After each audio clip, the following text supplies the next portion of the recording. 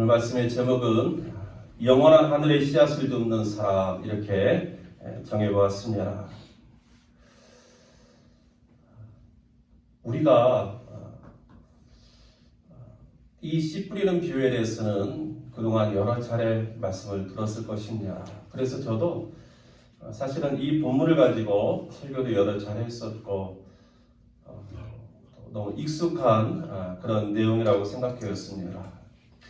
그런데 이번에 이 말씀을 이렇게 준비하면서 묵상하는 가운데 그런 생각이 들었습니다. 뭐냐면 예수님께서 왜 이 비유를 말씀하셨을까 하는 것입니다. 특별히 우리가 그동안 마가복음을 이렇게 쭉 이렇게 살펴보면서 그동안 예수님의 행적에 대해서, 예수님이 어떤 분이신가, 또 어떤 일을 행하셨는가를 중심으로 우리가 그동안 쭉 살펴봤습니다. 그런데 이제 오늘 마가복음 4장에서 처음으로 예수님께서 가르치신 그런 가르치신 말씀의 내용이 소개됩니다. 그 첫 번째 장면에서 첫 번째 이야기가 오늘 씨 뿌리는 비유입니다. 그런 의미에서 오늘 본문은 어떤 상징적인 의미가 있지 않을까? 예수님께서 행하셨던, 그래서 그 일을 통해서 예수님이 어떤 분인가를 알린 다음에 예수님께서 그러면 어떤 말씀을 전하셨는가? 그동안 하나님의 복음을 전했다, 이렇게는 이야기되고 있지만 그 구체적인 내용이 무엇인가에 대해서는 아직 마가복음에는 소개가 안 됐었는데 오늘 그 이야기를 시작하고 있다는 것입니다. 그런 의미에서 오늘 본문은 의미가 있겠다. 우리가 무엇이든지 처음 이야기하는 것은 모든 이야기의 가장 출발점이 되고 기본이 되는 것 아니겠습니까? 그래서 예수님께서 그러면 왜 이 비유를 말씀하셨을까? 오늘 성경을 보시면 예수님께서 여러 가지를 가르치시는 중에 이 비유가 있었다고 말씀하시는 거 보니까 여러 다른 말씀이 있었지만 마가의 관점에서 볼 때는 이 이야기가 다른 이야기보다는 좀 더 중요하고 먼저 드려야 될 말씀이다, 이런 의미를 담고 있지 않을까 하는 생각을 가져보았습니다. 오늘 14절에 보니까 뿌리는 자는 말씀을 뿌리는 것이라고 말씀하고 있습니다. 그러니까 이 씨앗을 뿌리는 이 비유는 결국은 하나님의 말씀을 이렇게 뿌리는 그런 이야기라는 것입니다. 그리고 그런 의미에서 이 뿌리는 자는 다른 사람이 아니라 바로 그동안에 말씀을 전하셨던 예수님이라는 사실을 우리에게 보여주고 있습니다. 그러니까 예수님께서 이 씨 뿌리는 비유를 이렇게 전하시는 것은 뭐냐면 그동안에 예수님께서 이렇게 여러 곳을 다니시면서 하나님 말씀을 전하는데 깨닫게 된 게 있다는 것입니다. 그게 뭐냐면 하나님의 나라에 대한 여러 가지 말씀을 전하시는데 그 말씀을 듣는 사람, 그 말씀을 받는 사람들의 반응이 너무 다르다는 것입니다. 왜 그럴까? 왜 똑같은 예수님의 말씀 앞에서 사람들의 반응이 다르고 어떤 사람들은 전혀 열매가 없고 그러나 어떤 사람들은 열매가 있게 될까? 여러분, 혹시 여러분도 이런 질문을 가져본 적 있습니까? 왜 오랫동안 교회 생활을 하고 신앙생활을 하는데 내 삶의 변화가 없을까? 왜 그토록 오랜 시간 교회 다니고 기독교 신앙을 하는데도 불구하고 내 삶에, 우리 가정에, 그리고 내 주위에 있는 사람들은 5년, 10년 더 많은 시간이 들어도 왜 변화가 없을까? 언젠가 이 목회와 신학이라는 우리 목회자 전문 그 신앙 잡지가 있습니다. 그래서 그걸 보는 가운데 어느 목회 상담가 목사님께서 이렇게 기부한 것을 제가 읽게 되었습니다. 근데 그 내용이 뭐냐면 우리 사람에게는 살다 보니까 자기가 알든 모르든 간에 마음에 깊은 상처가 있다는 것입니다. 그리고 그 마음의 상처가 오랜 시간이 되면서 자신도 모르게 이렇게 굳어져 버렸다는 거예요. 그러다 보니까 어느 순간부터는 다른 어떤 것들을 이렇게 수용하지 못한다, 이런 이야기를 기록하고 있음을 보았습니다. 마치 여름에 소나기가 막 퍼붓는데 그 장독대에 항아리가 많았어도 뚜껑이 열려 있으면 그 소나기가 거기에 항아리에 담겨서 물이 채워지지만 뚜껑이 딱 닫혀 있으면 아무리 소나기가 와도 물 한 방울 그 항아리 안에 들어가지 못하는 것이라는 것입니다. 그와 같이 우리 마음에 상처가 있어서 우리가 스스로 우리 마음을 딱 굳게 닫고 있으면 누가 어떤 말을 하더라도 그게 우리 마음에 들어오지 않는다는 거예요. 그래서 신앙생활을 5년, 10년 오래 하는 것이 중요한 것이 아니라 그 마음의 상처를 치유하고 마음을 열고 새로운 것을 받아들일 수 있냐, 그게 중요하다. 그런 내용인 것을 제가 읽었습니다. 그래서 저도 그것을 처음에 읽을 때는 그럴 수 있겠구나. 우리가 신앙생활하면서 어떻게 보면 우리는 자꾸 듣는 것, 이것들만 생각했지 내 마음의 상태에 대해서는 내 정서의 상태라든지 내 내면의 상태에 대해서는 우리가 소홀한 것이 참 많구나. 그러니까 나의 속에 있는 굳은 마음은 그대로 놔두고 뭔가 새로운 은혜, 어떤 새로운 교훈, 이런 것들만 우리가 찾아 나선 것은 아닌가. 그런 질문을 해본 적이 있습니다. 여러분, 우리가 어떤 경험을 통해서든지 나도 모르는 사이에 우리 마음에 그 쓴뿌리가 남아가지고 우리 마음을 이렇게 굳게 만들고 누가 무슨 말을 해도 듣지 못하게 만드는 그런 혹여라도 우리 내면에 상처가 있다면 그 상처를 한번 보듬고 그것을 다스리고 치유하기 위해서 한번 마음에 좀 관심을 두었으면 좋겠습니다. 그래서 저도 목회자로서 그 글을 읽고 우리 목회자들이 그리고 교회가 성도님들에게 참 좋은 것을 계속 공급하기 위해서 힘쓰는 것도 중요하겠지만 그것을 좋은 것으로 받아들일 수 있도록 우리 성도님들의 내면의 상처를 이렇게 보듬고 치료하기 위해서 힘써야 되겠구나. 그래서 저도 언젠가 우리 교회 안에서 이런 내적 치유라는 과정이 좀 있었으면 좋겠다 하는 생각도 한번 가져본 바가 있습니다. 여러분, 그런데 혹시 우리 가운데 이런 또 생각을 할 수도 있어요. 뭐냐면 성령 충만하면 그런 마음의 상처, 이런 우리 감정의 상처, 이런 내면의 어떤 아픔들을 치유할 수 있지 않을까? 굳이 내적 치유라는, 굳이 어떤 우리의 상한 감정을 다스리는 이런 과정이 없이 말씀과 기도로 성령 충만하면 이 모든 것도 다 끝나는 거 아니야? 이렇게 한번 우리가 질문할 수도 있습니다. 사실 이것은 제가 하셨던 질문입니다. 그런데 한번 좀 생각해 보니까 여러분, 성령 충만도 바로 우리 마음의 상처, 우리 감정의 상처가 치유될 때에 일어날 수 있다는 것입니다. 우리가 성령 충만하려면 먼저 우리의 마음을 열고 성령을 우리 마음에 모셔드려야 됩니다. 이것은 하나의 의지적인 결단입니다.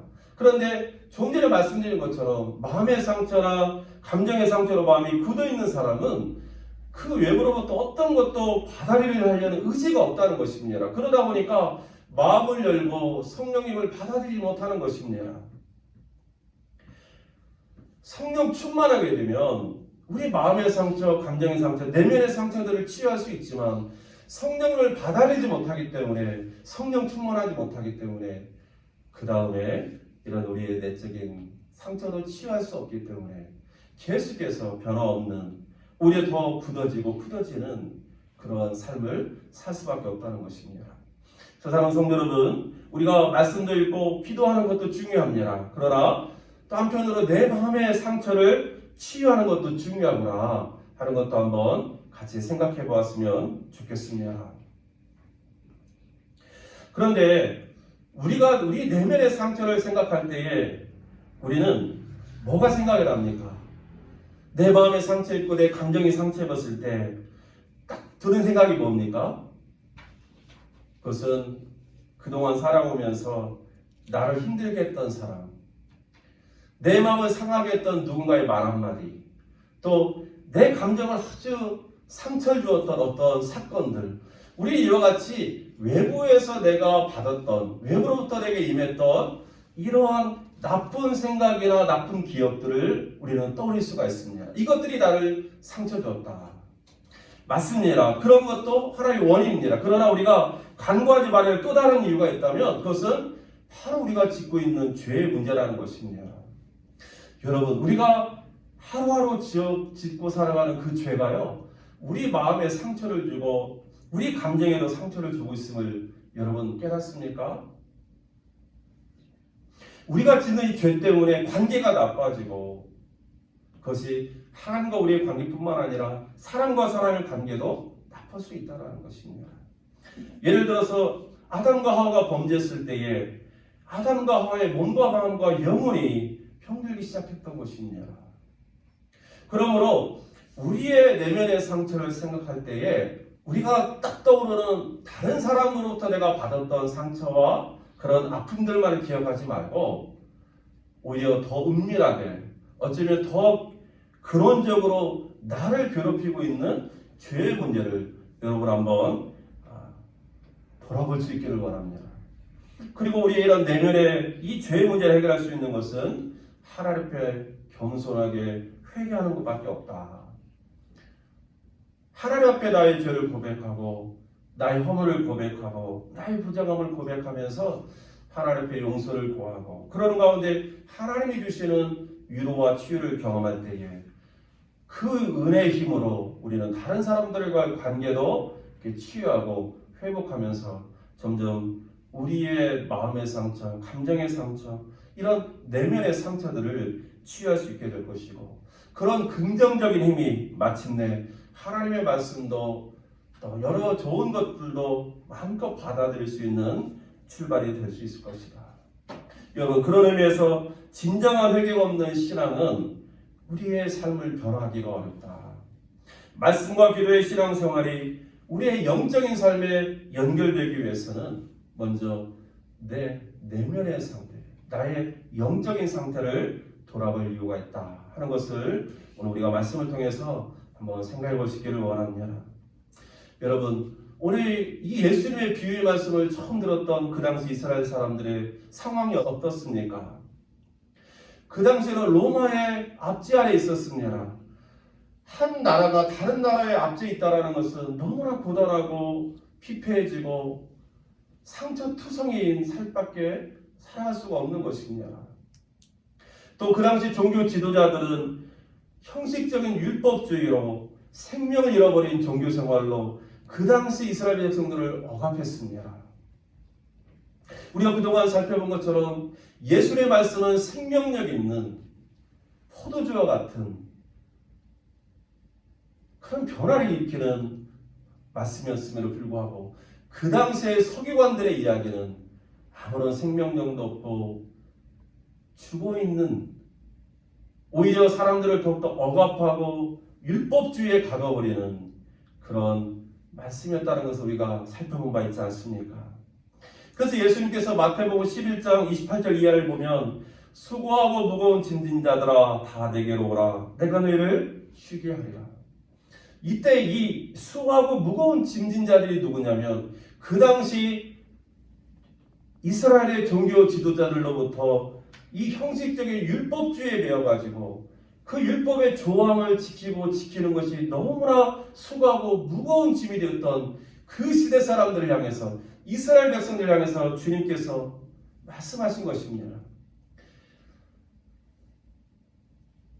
유대의 율법 형식주의에 수고하고 무거운 짐진 자들아 다 내게로 오라. 하나님의 복음을 전하는, 은혜의 복음을 전하는, 생명의 복음을 전하는 내게로 오라. 그럼 너희를 내가 쉬게 할 것이다.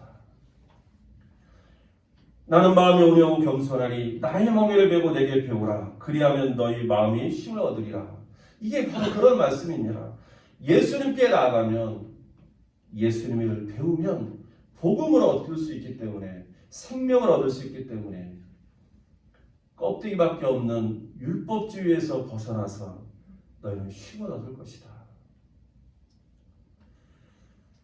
여러분, 그 당시 이 로마의 압제 속에서 살던 이 고단함과 억압 속에 살던 그 사람들의 내면의 세계는 얼마나 상처에 있었겠습니까? 씨를 뿌려본 농부가 밭의 상태를 잘 알아보는 것입니다. 마찬가지로 복음의 씨를 뿌리고 다녔던 예수님께서 그 당시 사람들의 마음을 얼마나 잘 알았겠습니까? 그런 면에서 오늘 이 비유의 말씀은 바로 하나님의 말씀을 잘 받아들이지 못하는 사람들을 향한 예수님의 안타까운 마음이 담겨있다는 것을 우리가 먼저 생각해 볼 수 있기를 원합니다. 여러분, 예수님께서 열매 맺지 못하는 그 밭을 보면서 안타까워했다는 사실을 우리가 먼저 우리 마음에 담을 수 있기를 원합니다. 예수님이 보니까 사람들의 마음이 길과 같다라는 것입니다. 이 길가는 이 밭과 밭 사이에 있는 조그마한 이 길입니다. 사람이 막 밟고 다니는데 그러니까 단단해졌습니다. 단단하다 보니까 여기에 씨가 뿌려도 씨가 뿌리를 내릴 수가 없습니다. 이 밭이 씨앗을 받아낼 수가 없습니다. 그러니까 곧 새가 와서 그것을 씨앗을 물어가는 것처럼 사단이 와서 그 뿌려진 말씀이 마음에 심어지지 않고 그대로 있으니까 뺏어갔다. 15절에 주님께서 말씀하고 있습니다. 여러분, 여름에 그 바짝 마른 아스팔트 위에 물이 떨어지면 어떻게 됩니까? 물이 아스팔트에 스며 들어가는 것이 아니라 그냥 표면에 방울방울 맺혀있지 않습니까? 유리창에다 우리가 물을 부으면 어떻게 됩니까? 유리창이 그 물을 빨아들이는 것이 아니라 그냥 주르륵 흘러가지고 다 버리지 않습니까? 길가의 마음이 그렇다는 것입니다.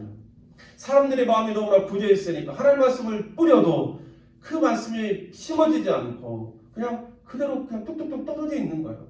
그러니 새들이 와서 뺏어가고 사단이 와서 그 말씀을 뺏어가는 아니겠습니까? 두 번째로 흙이 얕은 돌박 같은 마음이라는 것입니다. 이것은 믿기는 믿는데 그 믿음이 깊지 않은 사람을 가리킵니다.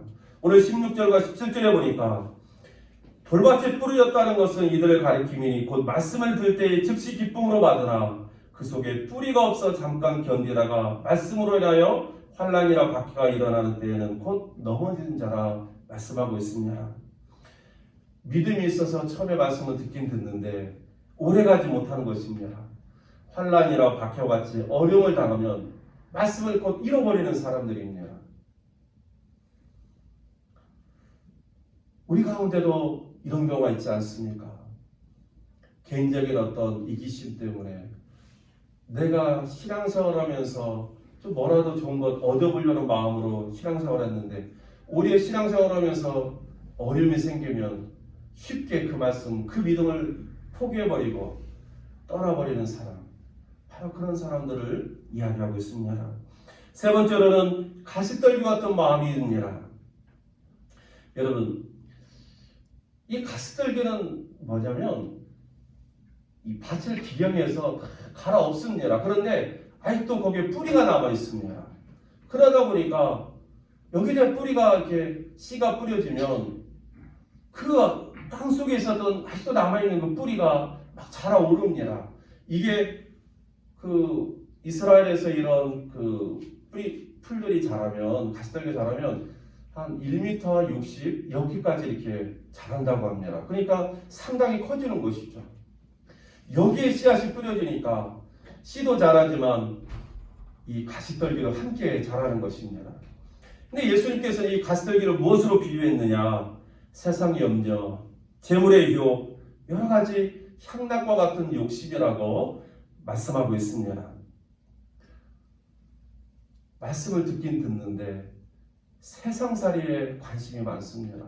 세상의 유혹에 관심이 많습니다. 그러다 보니까 하나님의 말씀을 빼앗겨버리고 잃어버린 모습으로 살아감으로 열매가 없는 그런 상태입니다. 사랑하는 성도 여러분, 지금 우리의 마음의 상태는 어떨까?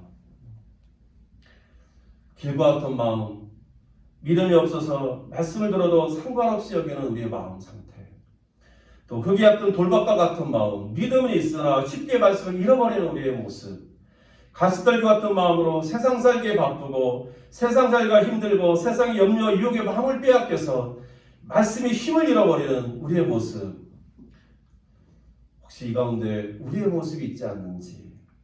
그러나 여러분, 좀 전에 말씀드린 것처럼 예수님께서 이 말씀하실 때에는 이런 우리를 정죄함이 아니라 이런 우리의 모습에서 돌이키기를 원하시는 주님의 긍휼의 마음, 안타까운 마음이었다는 사실을 우리가 기억할 수 있기를 원합니다. 그러므로 우리가 이 말씀 앞에서 우리 자신을 비난하고 정죄하고 책망하고 자책하고 자학하는 이런 부정적인 태도로 반응하는 것은 우리를 변화시킬 수 없습니다. 오직 예수님의 긍휼의 마음을 느끼고 예수님을 안타깝게 여기는 그 마음을 우리가 깨달을 때에 우리는 우리 스스로 변화를 경험하게 될 줄로 믿습니다. 예수님은 이제 마지막으로 열매 맺는 삶을 전하고 있습니다. 좋은 땅과 같은 마음으로 열매를 맺으며 살라라고 부탁하고 있습니다. 그래서 20절에 보니까 좋은 땅에 뿌려 있다는 것은 말씀을 듣고 받아 30배, 60배, 100배 결실을 하는 자다. 누가복음 8장 15절에는 이 말씀이 좋은 땅에 있다는 것은 착하고 좋은 마음으로 말씀을 듣고 지키어 인내로 결실하는 자라고 가르쳐주고 있습니다. 착하고 좋은 마음으로 말씀을 듣는 것입니다. 여기서 끝나는 것이 아니라 그 말씀을 지키기 위해서 인내하는 것, 바로 이러한 사람의 모습 속에 열매가 맺힌다, 우리에게 말해주고 있습니다. 사랑하는 성도 여러분, 우리가 이 씨 뿌리는 비유를 들을 때에 모두가 다 말씀을 듣고 있습니다. 말씀을 듣지 않는 것이 아닙니다. 그러나 말씀을 듣는 것으로 끝나면은 열매가 없다는 것입니다. 말씀을 듣고 그 말씀을 지키기 위해서 인내해야 된다는 것입니다. 그럴 때 열매가 있다는 것입니다. 우리가 하나님의 말씀을 듣는 것으로 모든 것이 끝나는 것이 아니라 그 말씀을 붙들고 그 말씀을 지키고 순종하기 위해서 힘쓰는 그 삶 가운데 열매가 맺히기 시작한다는 사실입니다. 이탈리아 밀라노 대성당에는 이 세 가지의 그 아치 모형으로 된 문이 있다고 합니다. 첫 번째 문에는 이 장미꽃이 새겨져 있는데 거기에 뭐라고 글귀가 써 있냐면 모든 즐거움은 잠깐이다, 이렇게 적혀 있다고 합니다. 두 번째 문에는 십자가가 새겨져 있는데 모든 고통도 잠깐이다, 이렇게 쓰여져 있다고 합니다. 근데 세 번째 문에는 뭐라고 쓰여져 있냐면 오직 중요한 것은 영원한 것이다 라고 쓰여져 있다고 합니다. 여러분, 우리는 나그네 인생이라고 이야기합니다. 우리 인생은 나그네와 같아서 괴로움이나 즐거움이나 눈 깜짝할 사이에 지나가 버리고 맙니다. 그래서 성경에도 우리 인생을 나그네와 행인으로 비유하고 있고 아브라함과 야곱도 자기 자신을 나그네 인생이라고 고백한 바 있습니다. 인생이 나그네 같다라는 것은 이 세상에서 얼마 동안 나그네처럼 살다가 떠나간다는 것입니다. 어린 시절은 아침과 같고 젊은 시절은 낮과 같으며 늙은 시절은 밤과 같습니다. 잠깐 지나가는 것이 우리의 인생입니다. 여러분, 나그네 인생은 이 세상을 떠날 때 모든 것을 다 두고 갑니다. 우리가 호텔에 손님으로 있을 동안에는 모든 시설과 서비스를 누리지만 그 호텔을 떠날 때는 모든 것을 놓고 가는 것과 같은 것입니다. 마찬가지로 우리가 이 세상을 사는 동안에는 호텔 이용객처럼 모든 것을 자유롭게 누리며 살 수 있지만 그러나 세상 속에서 나그네 인생 살다가 떠나갈 때는 이 모든 것들을 하나도 가지지 못하고 다 놓고 가는 것이 우리 인생입니다. 모든 즐거움은 잠깐이고 모든 고통도 잠깐입니다. 오직 중요한 것은 영원한 것입니다. 그런데 사랑하는 성도 여러분, 이 땅에 영원한 것이 있습니까? 없습니다. 오직 하늘에서 내려온 것에 영원한 것이 있는 것입니다. 예수님께서 우리에게 주신 이 복음의 말씀은 하늘의 씨앗입니다. 이 하늘의 씨앗된 이 복음 안에 영원한 것이 담겨 있고 우리를 영원한 세계로 인도하는 길이 담겨 있는 것입니다. 사랑하는 성도 여러분, 짧은 나그네 인생길에서 영원한 하늘의 씨앗을 줍는 사람이 얼마나 되겠습니까? 저와 여러분이 바로 그 사람, 영원한 하늘의 씨앗을 줍는 사람이 되어보지 않겠습니까? 함께 기도하겠습니다. 하나님, 짧은 나그네 인생 가운데서 영원하신 하나님을 만나게 해주셔서 감사합니다. 우리 모두 영원한 하늘의 씨앗을 줍는 사람이 되도록 인도해 주옵소서. 예수 그리스도의 이름으로 기도하옵나이다. 아멘.